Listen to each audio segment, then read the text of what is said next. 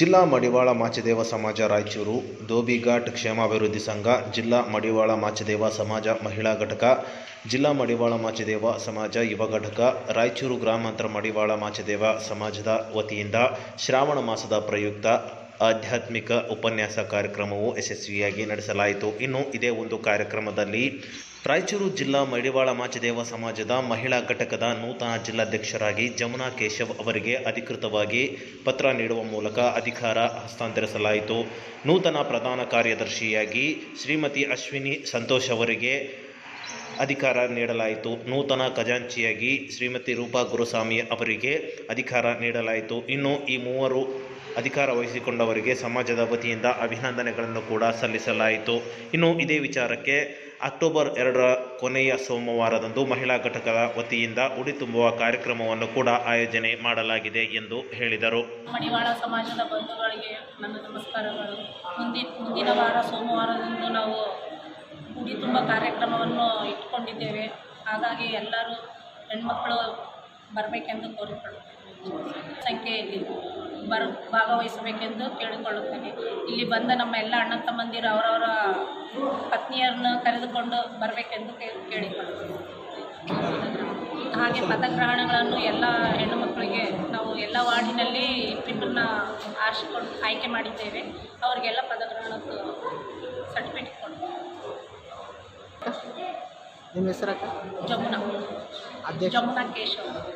ಕೇಶವ್ ಮಹಿಳಾ ಘಟಕದ ಅಧ್ಯಕ್ಷರು.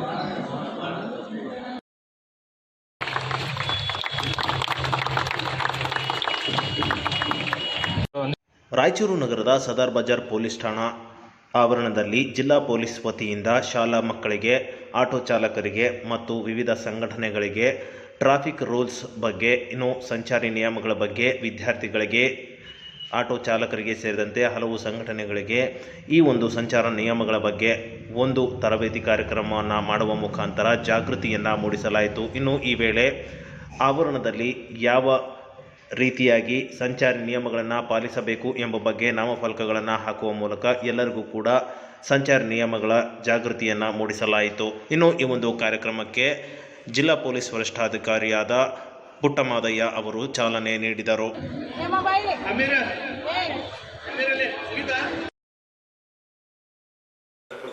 ಸನ್ಮಾನ್ಯ ಶ್ರೀಯುತ ಜಿ ಕುಮಾರ್ ನಾಯ್ಕ ಅವರಿಗೆ ಒಂದು ಬೃಹತ್ ಅಭಿನಂದನಾ ಸಮಾರಂಭವನ್ನು ಹಮ್ಮಿಕೊಂಡಿದ್ದೀವಿ. ರಾಯಚೂರು ಲೋಕಸಭಾ ಕ್ಷೇತ್ರದ ನೂತನ ಸಂಸದರಾಗಿ ಆಯ್ಕೆಯಾದ ಜಿ ಕುಮಾರ್ ನಾಯಕ್ ಅವರಿಗೆ ಅಭಿನಂದನಾ ಸಮಾರಂಭವನ್ನು ಆಗಸ್ಟ್ 29ರಂದು ಆಯೋಜಿಸಲಾಗಿದೆ ಎಂದು ಎಸ್ಕೆಇ ಪ್ಯಾರಾಮೆಡಿಕಲ್ ಕಾಲೇಜಿನ ಪ್ರಾಚಾರ್ಯರಾದ ಡಾಕ್ಟರ್ ಬಾಬುರಾವ್ ಎಂ ಶೇಗುಣಸಿ ಅವರು ಇಂದು ರಾಯಚೂರು ನಗರದ ಪತ್ರಿಕಾ ಭವನದಲ್ಲಿ ಪತ್ರಿಕಾಗೋಷ್ಠಿ ಮುಖಾಂತರ ಹೇಳಿದರು. ಇನ್ನು ಈ ಒಂದು ಕಾರ್ಯಕ್ರಮವನ್ನು ಅಂದು ಬೆಳಗ್ಗೆ 9:30ಕ್ಕೆ ರಾಯಚೂರು ನಗರದ ಪಂಡಿತ್ ಸಿದ್ದರಾಮ ಜಂಬಲದಿನ್ನಿ ರಂಗಮಂದಿರದಲ್ಲಿ ಆಯೋಜನೆ ಮಾಡಲಾಗಿದೆ ಎಂದು ಹೇಳಿದರು.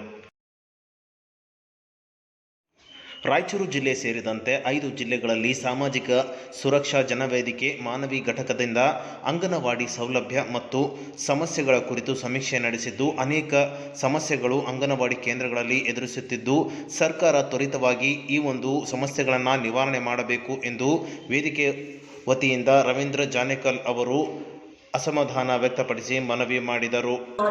ಸಾಕಷ್ಟು ಸೌಲಭ್ಯಗಳು, ಮೂಲಭೂತ ಸೌಕರ್ಯಗಳು ಅದರಲ್ಲಿ ನಾವು ಅಧ್ಯಯನ ಮಾಡಿದಲ್ಲಿ ಮೂಲಭೂತ ಸೌಕರ್ಯಗಳಲ್ಲಿ ಕುಡಿಯುವ ನೀರು ಮತ್ತು ನೈರ್ಮಲ್ಯ ಮತ್ತು ಶಾಲಾ ಪೂರ್ವ ಶಿಕ್ಷಣ, ಮಕ್ಕಳ ಬೆಳವಣಿಗೆ. ಹಾಕಿ ಮಾಂತ್ರಿಕ ಧ್ಯಾನ್ ಚಂದ್ ಅವರ 119ನೇ ಹುಟ್ಟುಹಬ್ಬ ಹಾಗೂ ರಾಷ್ಟ್ರೀಯ ಕ್ರೀಡಾ ದಿನಾಚರಣೆ ಅಂಗವಾಗಿ ಹಾಕಿ ರಾಯಚೂರು ಸಂಯೋಜಿತ ಹಾಕಿ ಕರ್ನಾಟಕ ವತಿಯಿಂದ ಆಗಸ್ಟ್ 29ರಿಂದ 30ರವರೆಗೆ ಜಿಲ್ಲಾ ಕ್ರೀಡಾಂಗಣದಲ್ಲಿ ರಾಜ್ಯ ಮಟ್ಟದ ಹಾಕಿ ಪಂದ್ಯಾವಳಿಗಳನ್ನು ಹಮ್ಮಿಕೊಳ್ಳಲಾಗಿದೆ ಎಂದು ಉಪಾಧ್ಯಕ್ಷ ಜಯಪ್ರಕಾಶ್ ರೆಡ್ಡಿ ಹೇಳಿದರು. ಇನ್ನು ರಾಜ್ಯದಿಂದ ವಿವಿಧ ಜಿಲ್ಲೆಗಳಿಂದ ಸಾಕಷ್ಟು ತಂಡಗಳು ಆಗಮಿಸುತ್ತಿದ್ದು, ಯಶಸ್ವಿಗಾಗಿ ಈ ಒಂದು ಕಾರ್ಯಕ್ರಮ ಆಯೋಜನೆ ಮಾಡಲಾಗಿದೆ ಎಂದು ಹೇಳಿದರು. ಇದಲ್ಲದೆ ನಮ್ಮ ರಾಯಚೂರು ಜಿಲ್ಲೆಯಲ್ಲಿ ನಮ್ಮ ಹಾಕಿ ಕ್ರೀಡಾಕೂಟ, ಹಾಕಿ ಪಟುಗಳು ಬಹಳ ನಶಿಸ್ತಾ ಹೋಗ್ತಾ ಇದ್ದಾರೆ. ಹಾಗಾಗಿ ರೈತ ವಿರೋಧಿ, ರೈತರಿಗೆ ಮಾರಕವಾಗಿರುವ ಮಸೂದೆಗಳನ್ನು ರದ್ದುಪಡಿಸಲು ಆಗ್ರಹಿಸಿ ಸೆಪ್ಟೆಂಬರ್ 4ರಂದು ಜಿಲ್ಲಾಧಿಕಾರಿಗಳ ಕಚೇರಿ ಮುಂದೆ ಬೃಹತ್ ಪ್ರತಿಭಟನೆಯನ್ನು ಹಮ್ಮಿಕೊಳ್ಳಲಾಗಿದೆ ಎಂದು ಕರ್ನಾಟಕ ರಾಜ್ಯ ರೈತ ಸಂಘ, ಹಸಿರು ಸೇನೆ, ಜಿಲ್ಲಾಧ್ಯಕ್ಷ ಶಿವಪುತ್ರ ಗೌಡ ಹೇಳಿದರು. ರಾಯಚೂರು ನಗರದ ಪತ್ರಿಕಾ ಭವನದಲ್ಲಿ ಸುದ್ದಿಗೋಷ್ಠಿ ಮುಖಾಂತರ ಅಸಮಾಧಾನ ವ್ಯಕ್ತಪಡಿಸಿದ ಅವರು, ರೈತರ ಪಂಪ್ಸೆಟ್ಗಳಿಗೆ ಆಧಾರ್ ಲಿಂಕ್ ಮಾಡುವುದನ್ನು ವಿರೋಧಿಸಿ ರೈತರ ಪರ ಚಿಂತನೆಗಳನ್ನು ಮಾಡುವ ಕೆಲಸ ಸರ್ಕಾರ ಮಾಡಬೇಕಾಗಿದೆ ಎಂದು ಹೇಳಿದರು.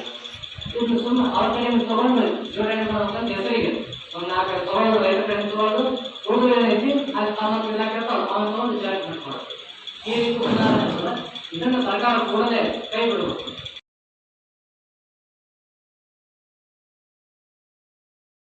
ರಾಯಚೂರು ನಗರದಲ್ಲಿ ದರ್ವೇಶಿ ಟ್ರೇಡಿಂಗ್ ಕಂಪನಿ ಹೆಸರಿನಲ್ಲಿ ಬಡ ಜನರಿಗೆ ಗೋಲ್ಮಾಲ್ ಮಾಡಿ ಮೋಸ ಮಾಡಿ ಹೋಗಿದೆ. ಇನ್ನೊಂದು ಕಡೆ ಹಣ ಲಪಟಾಯಿಸಿಕೊಂಡು ಓನರ್ ಓಡಿ ಹೋಗಿದ್ದಾರೆ. ತಾರನಾಥ್ ವಕೀಲರು ನಾನೇ ಓನರ್ ಎಂದು ಹೇಳಿಕೊಂಡು ಮತ್ತೆ ಜನರಿಗೆ ಮೋಸ ಮಾಡುತ್ತಿದ್ದಾರೆ ಎಂದು ಕೈಸರ್ ಹುಸೇನ್ ಅವರು ತಮ್ಮ ಗೆಳೆಯರೊಂದಿಗೆ ಆಗಮಿಸಿ ಜಿಲ್ಲಾಧಿಕಾರಿಗಳಿಗೆ ಮನವಿ ಪತ್ರ ಸಲ್ಲಿಸಿ ಸೂಕ್ತ ಕಾನೂನು ಕ್ರಮ ಕೈಗೊಂಡು ಎಲ್ಲ ಬಡವರಿಗೂ ದುಡ್ಡು ಕೊಡಿಸಬೇಕು ಎಂದು ಮನವಿ ಮಾಡಿದರು. ಇದರಲ್ಲಿ ಮುಖ್ಯಸ್ಥರಾಗಿ ಅವಿನಾಶ್ ತಾರನಾಥ್ ವಕೀಲರು ಎಂಬುವರು ಅವರು ನಾನೇ ಮುಖ್ಯಸ್ಥ ಅಂತ ಹೇಳಿಕೊಂಡು ಸಾರ್ವಜನಿಕರಿಗೆ ಮೋಸ ಮಾಡಿದ್ದಾರೆ. ಅವರು ವಕೀಲ ವೃತ್ತಿಯಾಗಿ ಜನಗಳಿಗೆ ನ್ಯಾಯ ನೀಡಬೇಕಾಗಿತ್ತು, ಮೋಸ ಮಾಡಿದ್ದಾರೆ ಅಂತ ಹೇಳಿ ಇಂದಿನ ದೂರು ನಾವು ಸಂಪೂರ್ಣವಾಗಿ ಇದರಲ್ಲಿ ಬರೆದಿದ್ದೇವೆ. ಕಲಬುರಗಿ ಪೀಠ ಮತ್ತು ಬೆಂಗಳೂರು ನ್ಯಾಯಾಲಯಗಳು ನೀಡಿರುವಂತಹ ಆದೇಶವನ್ನು ಇಲ್ಲಿನ ಆಯುಕ್ತರು ಮತ್ತು ತಹಸೀಲ್ದಾರ್ ಅವರು ರಾಜಕೀಯ ಒತ್ತಡಕ್ಕೆ ಮಣಿದು ವಿಳಂಬ ನೀತಿಯನ್ನು ಅನುಸರಿಸುತ್ತಿದ್ದಾರೆ. ಹಾಗಾಗಿ ಕರ್ನಾಟಕ ಭೂ ಸುಧಾರಣೆ ಕಾಯ್ದೆ 1961, 74 ಕಾಯ್ದೆಗಳನ್ನು ಉಲ್ಲಂಘನೆ ಮಾಡುತ್ತಿದ್ದಾರೆ. ಕಾಂಗ್ರೆಸ್ ಪಕ್ಷ ಮತ್ತು ಸರ್ಕಾರ ಡಾಕ್ಟರ್ ಬಿ ಆರ್ ಅಂಬೇಡ್ಕರ್ ಅವರ ವಿರೋಧ ಪಕ್ಷವಾಗಿದೆ. ಆದ್ದರಿಂದ ಕರ್ನಾಟಕ ಭೂ ಸುಧಾರಣೆ ಕಾಯ್ದೆ 1961 ಮತ್ತು 74 ಅನ್ವಯ ಈ ಒಂದು ವಿಳಂಬ ನೀತಿ ಅನುಸರಿಸುತ್ತಿರುವ ಆಯುಕ್ತರು ಮತ್ತು ತಹಸೀಲ್ದಾರ್ ಮೇಲೆ ಕ್ರಮ ಕೈಗೊಳ್ಳಬೇಕು ಎಂದು ಪೀಪಲ್ಸ್ ಪಾರ್ಟಿ ಒತ್ತಾಯಿಸಿ ಜಿಲ್ಲಾಧಿಕಾರಿಗಳಿಗೆ ಮನವಿ ಪತ್ರ ಸಲ್ಲಿಸಿದರು.